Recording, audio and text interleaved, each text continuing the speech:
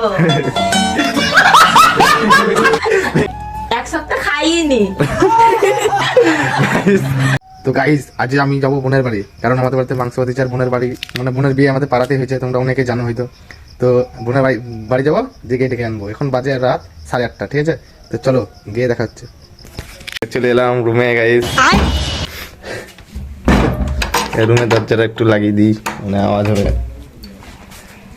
দীপিকা দি বাইগান light গুলো সব চার বন্ধ করে দিই গাইস। লাইট দেখো গাইস, লাইট দেখো গাইস।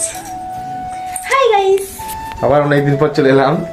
দীপিকা দি আজকে আমাদের বাড়ি যাবে, কারণ আজকে মাংস রান্না হয়েছে গাইস।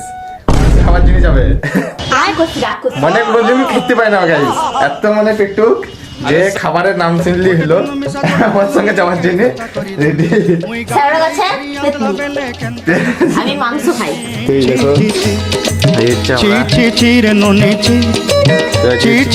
রান্না হয়েছে বাদে চিকেন, মানে খাবে আজকে আমার বুনো যাবে। এই যে তোমরা সবাই কেমন আছো? ভালো থাকলে বলবে অবশ্যই, ভালো থাকলে বলবে অবশ্যই। ইয়ো হরিপদ ব্যান্ডপালা। আমাদের মানে চ্যানেলটা অনেক মাইনাস হয়ে গেছে, আর বিয়ের ভিডিওটা আসছে না, কারণ অনেক প্রবলেম হচ্ছে বিয়ের ভিডিও আসতে। ঠিকই বলেছেন। আর এগুলো সব আমরা দিয়েছি বিয়েতে। এই যে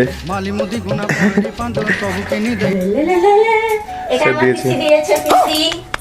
এটা পিসি দিয়েছে ওর, এটা একটা বাবা দিয়েছে, আর ওইটা মাসি দিয়েছে, আর এই খাটটা আমার মামা দিয়েছে। খাটটা ভেঙে ফেলবো। ভেঙে দিবে গাইস। বদমাস। Hi guys, like comment share subscribe করে দিন, আর বেল আইকনটা টুক করে ক্লিক করে দিন। তুই বল মাংস খেতে হবে? হ্যাঁ। কতদিন খাইনিস? এক সপ্তাহ খাইনি। সপ্তাহ খাইনি, এক সপ্তাহ খাইনি। এবার বাবার বাড়ি যাবো, দিয়ে এক কবজি নেবে খাবো গা।